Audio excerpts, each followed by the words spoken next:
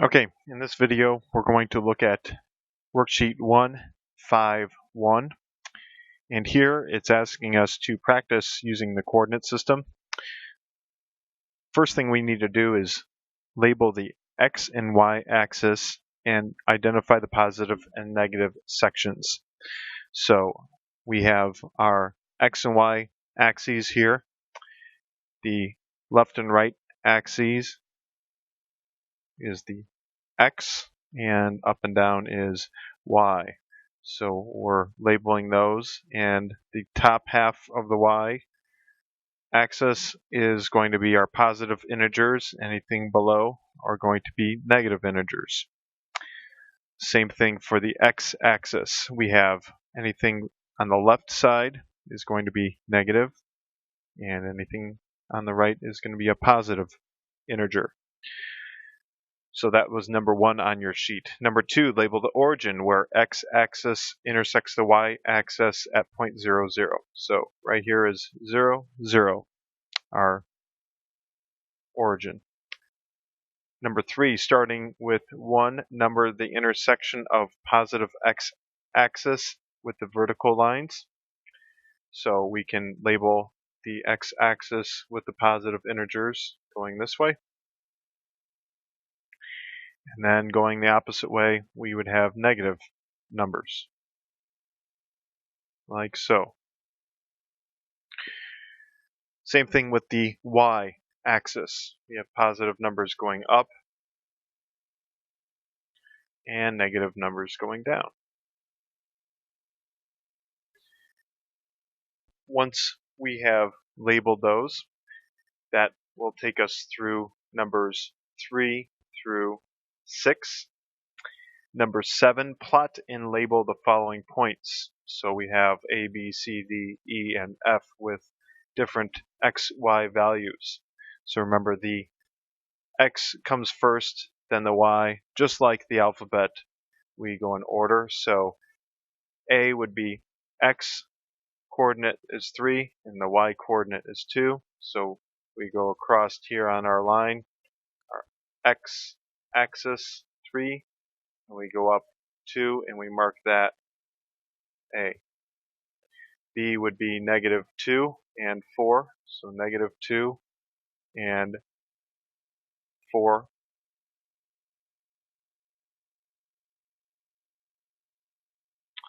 We have C being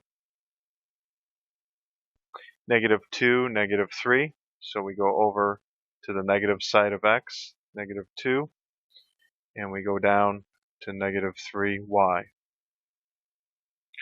D is 1, negative 2, so 1, and then negative 2, and then E is 2, 0, so we go 2 and 0 on the y-axis.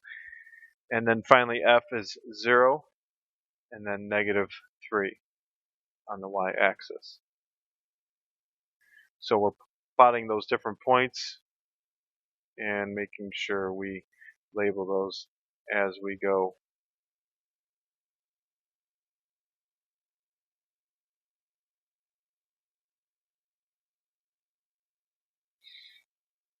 Okay, so we have those labeled, and that is a pretty simple exercise for this first activity. The next one is the coordinate geometry. We have different shapes drawn on our XY axes. So it says number 1, label and number the XY axes. So we're going to do the same thing we did before. We have negative Y, negative X, positive X. We'll put our numbers on our axes, and then we will go ahead and do the rest.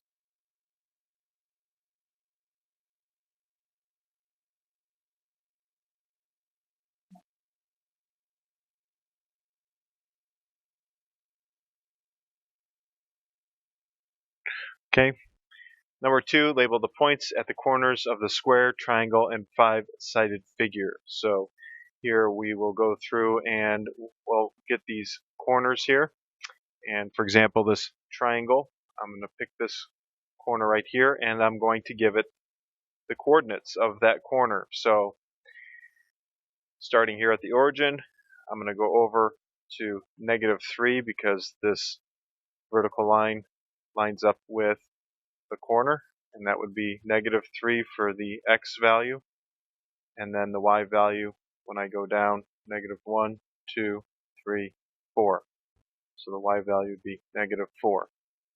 So we're going to go around each shape, and we're going to label each of those corners, each of those points, with an x and a y value. The circle, we're going to mark the center point, and we're going to indicate that coordinate as well as one of these 4 coordinates. So it asks us to pick a point on the outside edge of the circle and indicate the coordinates for that. So we can use 12, 3, 6, or 9 o'clock position on the circle.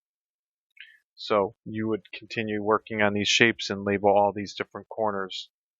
And then the center point on the circle, one of the points on the circle itself. The next sheet asks us to label the x, y axes. So on our sheet we don't have arrows. So normally when we're given the sheet and we're to plot coordinates and it doesn't have the axes, we're going to assume that the origin, or 0, 0, is down here in the bottom left corner. So that would be 0, 0. And we're going to label our lines, give them values, just like this. And the same thing along the bottom.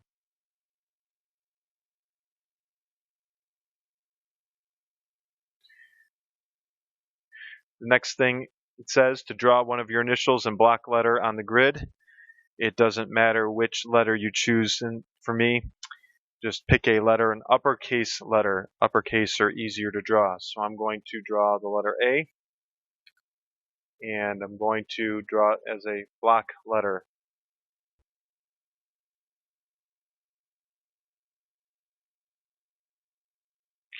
And using some sort of straight edge, I'm just going to use this piece of paper I have close by. I'm going to connect my lines to make my letter A. And draw those nice and neat.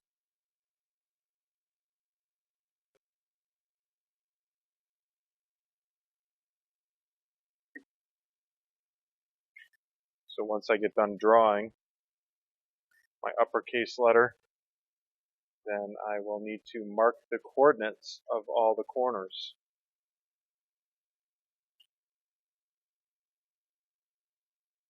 So I'll make that my letter A. Okay, so then I'm going to go ahead and label all my corners, the coordinates on the sheet. So starting with the X and starting up here, I'm going to start up here and I'm going to work away around in a clockwise motion. This corner would be 5, 13. And this next corner would be 9, 13. So I'm just going to continue working my way around the shape, indicating all of these points, and then at the bottom, putting those coordinates in this chart.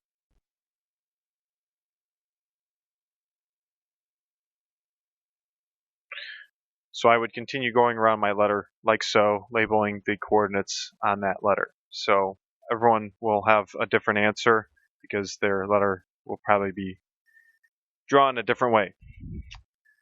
And then the last is a sheet that's asking us to continue with doing some sketching on the XY coordinates.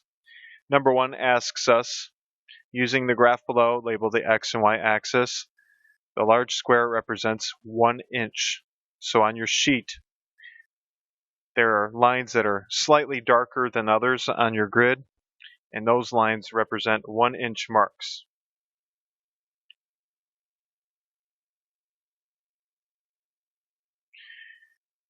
So I'm going to label those 1-inch marks. So next, number 2, what does each small square represent?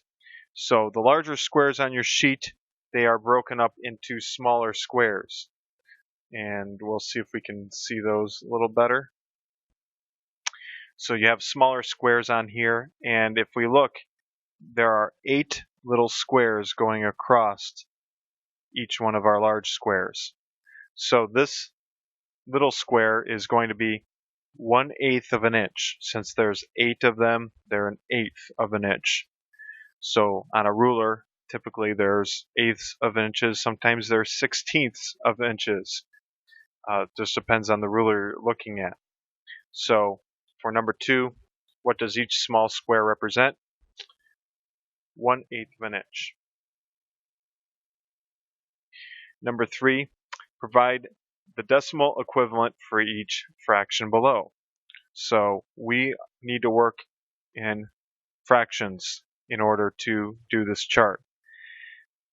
Some of the measurements you may get are in decimal format, so we'll need to change our fraction or change our decimal to a fraction. So we can use a calculator and easily figure that out by doing a little bit of division. And we'll get our calculator up here. So for us to calculate that, we'll get out a calculator and we simply do some simple division. So 1/8 is equal to 0.125 inches. 1/4 is equal to 0.25 if we divide 1 by 4. 3/8 is 0.0375, and then half is 0.5. 5/8, 5 divided by 8 is 0.625. 3/4 is 0.75. 7/8, 7 divided by 8 is 0.875, and then 1 whole 8 over 8, 1.0, or just 1. So we do that little calculation there with our calculator. So once we have done that, then we're going to get a shape. Starting at 0, 0, the origin, sketch the profile of the block provided to you by your teacher. Be sure to sketch lightly and with pencil in order for you to adjust your sketch. Use the scale that each small square equals 1/8 of an inch. Each large square equals 1 inch. So what you'll be doing is you'll be doing a drawing of an object here in the class that's provided to you, and you'll need to recreate it using the measurements given.